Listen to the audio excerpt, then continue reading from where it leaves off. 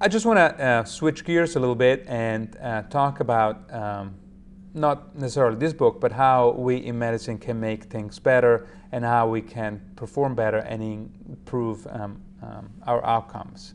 So we ask questions, we count and study our outcomes, we write them up in the literature, and we eventually change practice without complaining too much about working day and night.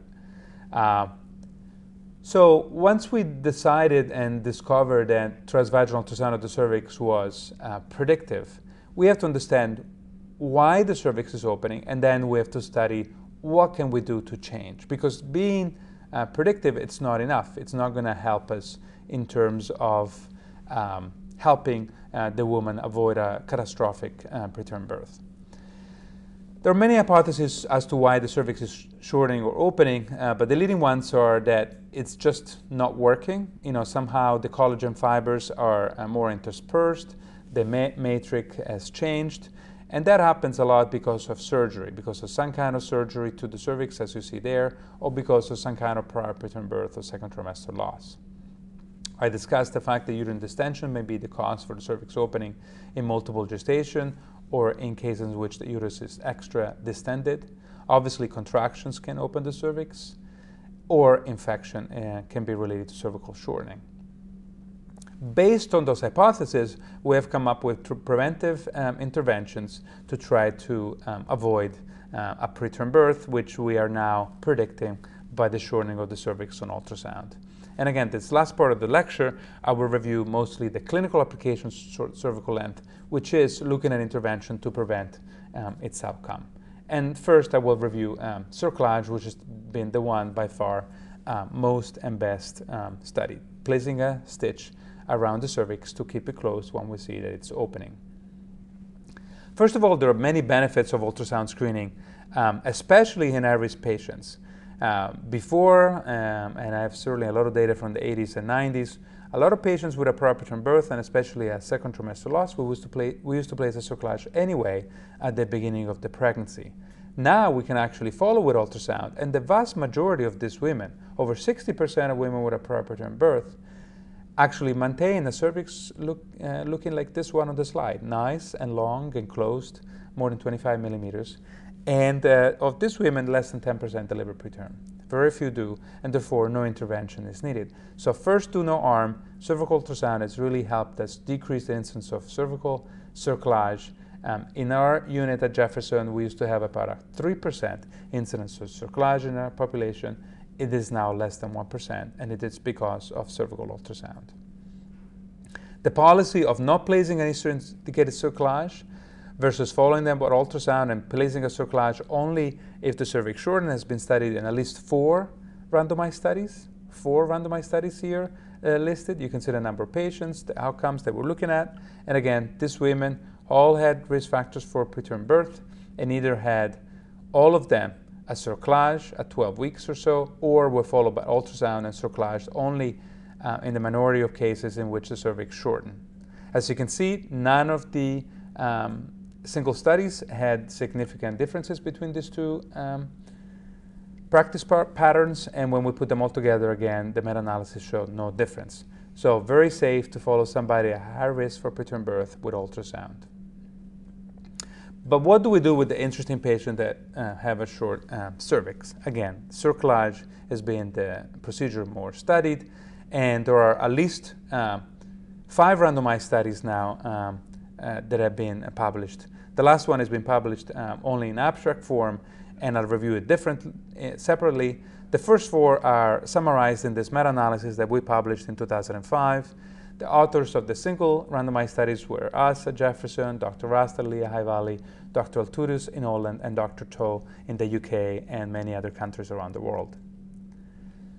When we looked at the 200 and some patients that had singleton gestation, a prior preterm birth, and a short cervix, the ones that had cerclage, here in yellow, had a much lower incidence of preterm births at less than 35 weeks compared to the ones that were just followed and didn't have cerclage.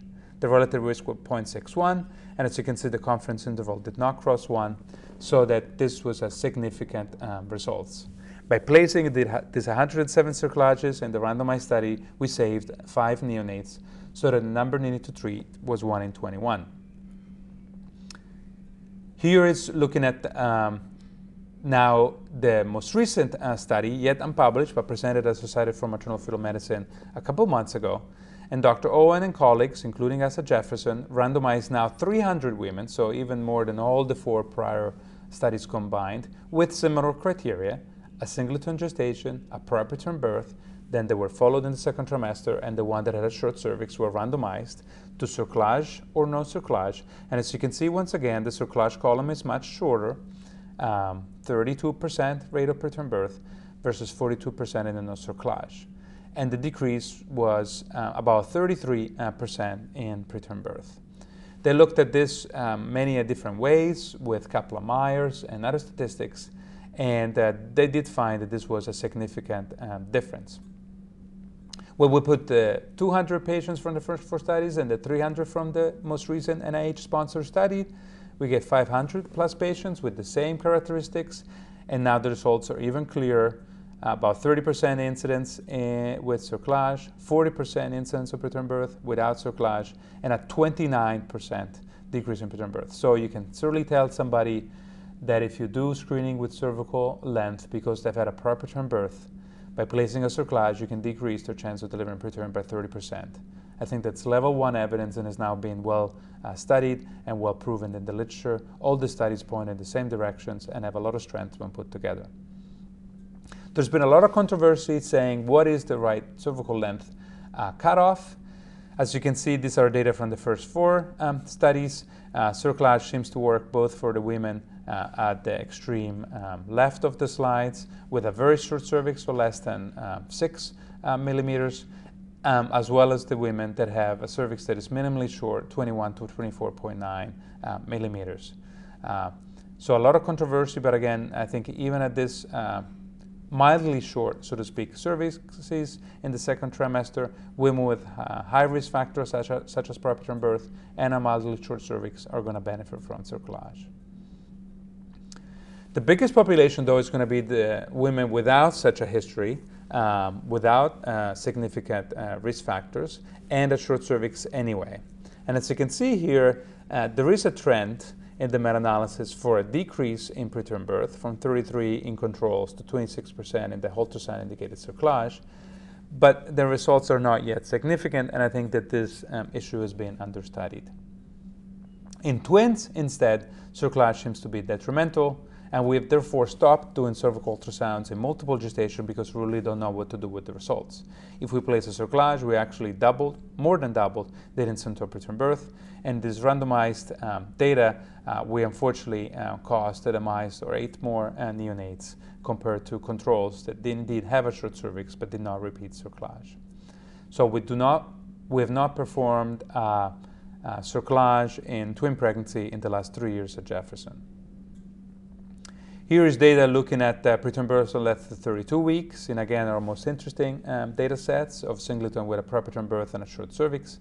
And again, it seems to work to decrease this most terrible and full of bad consequences cutoff for preterm birth.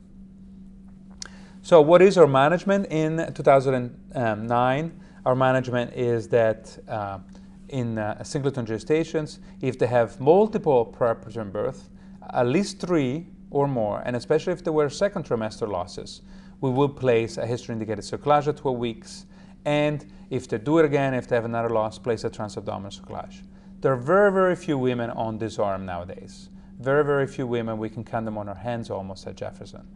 Most of the women are only going to have 1 or 2 prior preterm births with second trimester losses, and they can all, so over 90% of these high-risk women, be followed with transvaginal ultrasound. And if the cervix shortens, now we feel comfortable. We don't have to enroll them anymore in randomized studies that really we ran for almost a decade, and we can offer them cerclage, which will prevent their preterm birth by about 30%. What else can we do? We've studied antibiotics for a short cervix, and so far antibiotics have not been shown to prevent a preterm birth in these women.